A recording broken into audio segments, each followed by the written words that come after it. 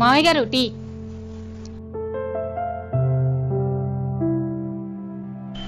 కోడల పిల్ల, ఈ రోజు టీ చాలా బాగుందమ్మా.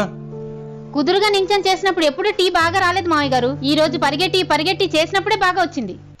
పరిగెత్తి చేసావా? ఎందుకమ్మా పరిగెత్తావు? వారం రోజుల నుంచి మన ఇంట్లో ఇంత పెద్ద ఎలక తిరుగుతుంది కదా మామయ్య గారు. అది ఈ రోజు నేను టీ పెడుతుంటే మన వంటగదిలో అటు ఇటు పరిగెడుతుంది. దాన్ని కొట్టడానికి నేను అటు ఇటు పరిగెట్టాను.